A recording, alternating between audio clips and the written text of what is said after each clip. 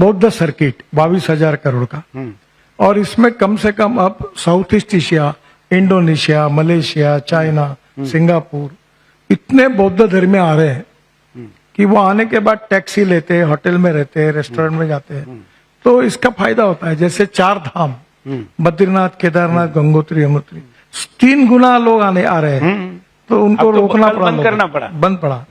इसी प्रकार से पूरे देश में हर जगह पर, प्रयागराज का उदाहरण लो, रोड अच्छे आप उदाहरण के पहले मैं आपका धन्यवाद करता हूं तमाम 100 करोड़ हिंदुओं की तरफ से कि कुंभ मेले में 65 करोड़ जो लोग आए, इसमें सबसे बड़ी भूमिका अगर किसी की होती तो सड़क की भूमिका थी।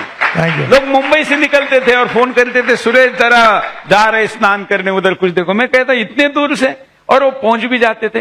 कश्मीर से, साउथ से, पूरे देश से लोग पहुंचे, तो उसमें आपका विशेष योगदान है और इसके लिए मैं तमाम हिंदुओं की तरफ से धन्यवाद व्यक्त करता हूं कि ये रोड के कारण संभव हो पाए इतनी बड़ी संख्या। मुझे लगता है कि कुंभ में जितनी कार आई, बसेस आई, ये वर्ल्ड रिकॉर्ड है। और इसका कारण ये है कि रोड, हमारे नागपुर से लोग 8 घंटे में प्रयागराज पहुंच जाते हैं। हर घर में लोग बैठे गाड़ी में प्रयागराज जा रहे हैं। तो ये सब इसीलिए संभव हुआ कि रोड अच्छे हुए।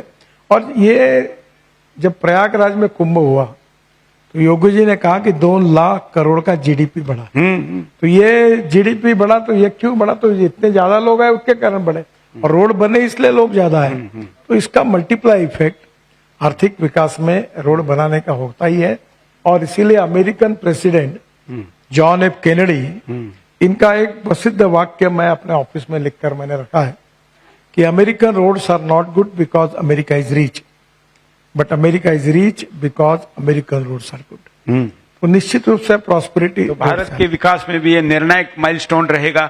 हम रोजगार की बात कर रहे थे, तो ऐसा कोई हिसाब है क्या कि कितने किलोमीटर पर कितने लोगों को रोजगार मिलता है? ऐसा कुछ स्टडी हुआ है? ये तो नहीं हुआ है, पर अपना जो जीडीपी ग्रोथ है उसमें सबसे ज्यादा कंट्रीब्यूशन रोड सेक्टर का है। अच्छा।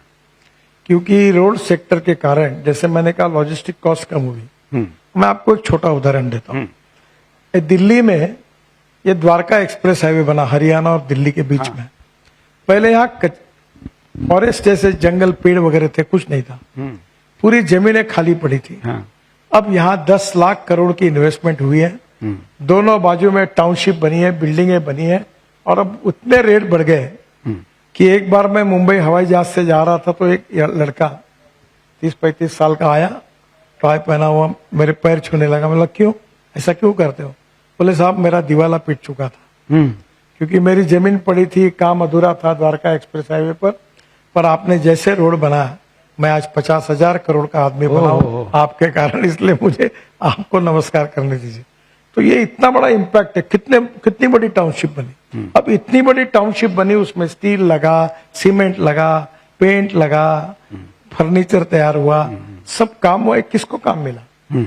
ये रोजगार मिला ना। तो एक ये द्वारका एक्सप्रेस हाईवे ने ही 10 लाख करोड़ की इकोनॉमी डेवलप की, तो पूरे देश के इस रोड ने कितना डेवलप किया होगा ये आप समझ सकते। पहले शहर बसते थे नदियों के किनारे, ऐसा कहा जाता है, अब तो हाईवे के किनारे बसते हैं। तो ये जो आपने नए हाईवे बनाए, भविष्य में इनके बगल में भी बड़े बड़े ग्रीन सिटीज वगैरह आएंगी?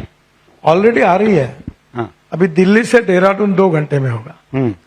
तो मैंने अभी उत्तराखंड के मुख्यमंत्री जी को कहा है कि अब इतने बड़े प्रमाण पे लोग आ रहे हैं, तो ये जो नए रोड के आजू बाजू में आप कुछ जगह लेकर कुछ अच्छे होटल्स, रेस्टोरेंट, पार्किंग प्लेसेस करिए, ताकि लोगों की रहने की व्यवस्था होगी और उत्तराखंड के युवाओं को रोजगार मिलेगा। तो ये जरूरी है कि हम लोग स्मार्ट सिटी जैसे बना रहे हैं, वैसे स्मार्ट विलेज बनना जरूरी। और आने वाले समय में जैसे परचेसिंग पावर बढ़ती है, आप देखो पहले स्टेट ट्रांसपोर्ट एसटी, इसमें लोग रश करते थे, अब उससे ज्यादा रश हवाई अड्डे पे दिखता है। लाइन से लोग आ रहे, उतर रहे, लाखों लोग जा रहे।